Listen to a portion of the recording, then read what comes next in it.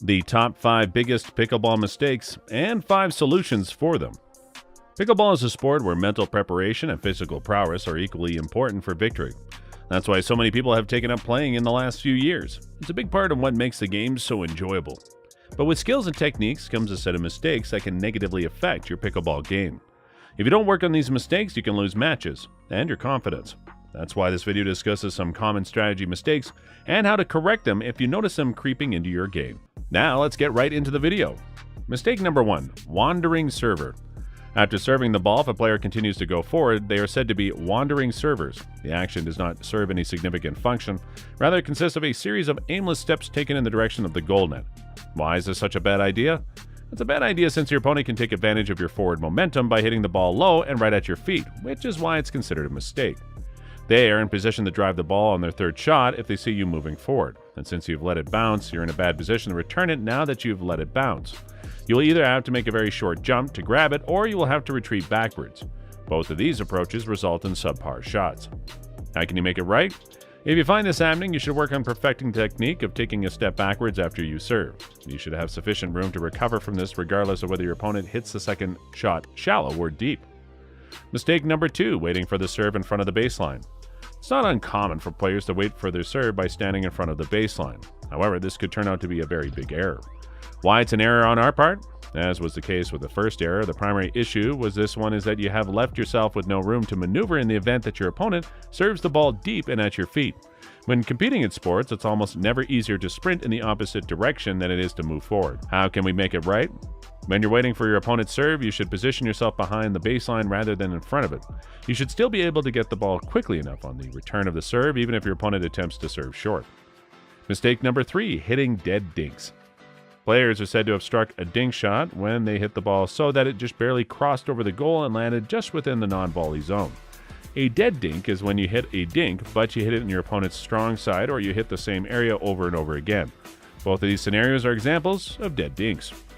Why you shouldn't do it that at all. If you regularly hit the dink to the same side, your opponent won't adjust anything or modify how they play the ball because of it. Instead, they maintain a favorable position, which makes it simpler for them to respond to your team's failure to move the ball. How can we make it right? When dinking or volleying, it's important to move the ball about. You can try to spin it, raise or decrease the amount of power you apply, or hit it to the left and right. The objective is to be erratic and to keep your opponent guessing about your next move. Now, before we move ahead to talk about more game-changing pickleball tips, please take a second to like this video and subscribe to our channel so that we can keep bringing more informative pickleball content to you. Your little contribution means a lot for us. Mistake number 4, easing off the NVZ line. After each shot, you may notice that you're being pushed back towards the baseline if you're standing near the NVZ line, also known as a kitchen. You'll eventually get to a point where you're too far behind to recover from a dink or a short shot. Why it's an error on our part?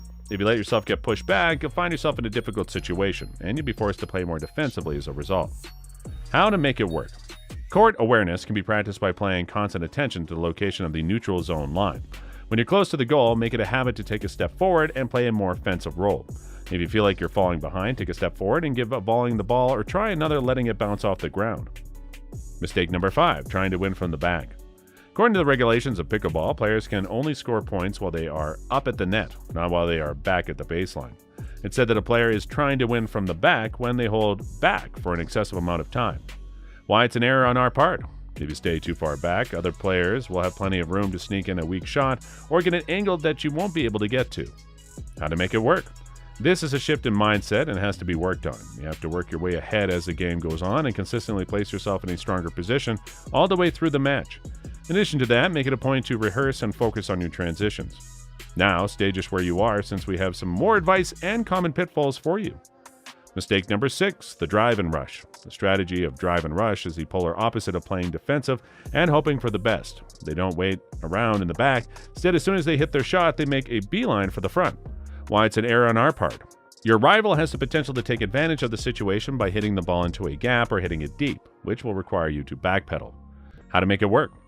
Think more about the lines of drive analysis rather than drive and rush. This shift in mentality will enable you to move forward strategically rather than merely rushing to get to the line, which will be beneficial to you.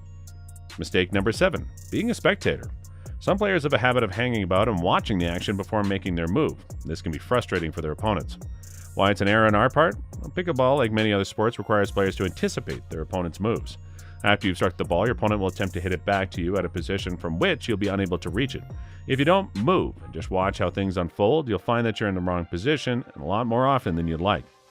How can we make it right? You should first hit the ball and then either immediately get back into a decent neutral position or work your way back to where you believe your opponent will hit the ball next. You have no choice but to reach and take bad shots if you just stand there and wait for someone to make contact with you if you don't move. Mistake number 8. Avoiding your backhand shot. Throughout the course of the match, balls will inevitably be hit on your weak side. Players who aren't confident in their backhand could try to run around the ball in an effort to reposition themselves so that they can hit with their forehand instead. Why you shouldn't do that at all? It is a mistake to avoid using your backhand for 2 different reasons. To begin, there's no guarantee that you will have enough time to get into a forehand position, particularly when you are competing at the net. Second, if you don't practice your backhand, it's not going to get any better no matter how much you try. How can we make it right? It's okay to use your backhand, so don't be afraid. It is possible that you will have some difficulty at first, but your performance will improve the more you try.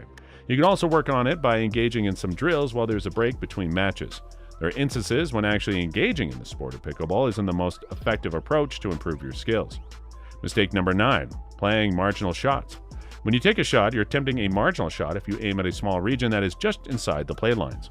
Sometimes we have to get really close to a line or put it right on the edge of the net, but other times we have a lot more room than we initially thought we did. An unforced error is one in which the player aims for a little region that is barely inside the lines but yet misses it. These mistakes have the potential to cost you a match just as much as the play of your opponent does. How can we make it right? As you improve as a player, you will acquire the ability to minimize the number of poor blows you make with the paddle. Up to that point, we need to allow for a larger margin of error in our calculations.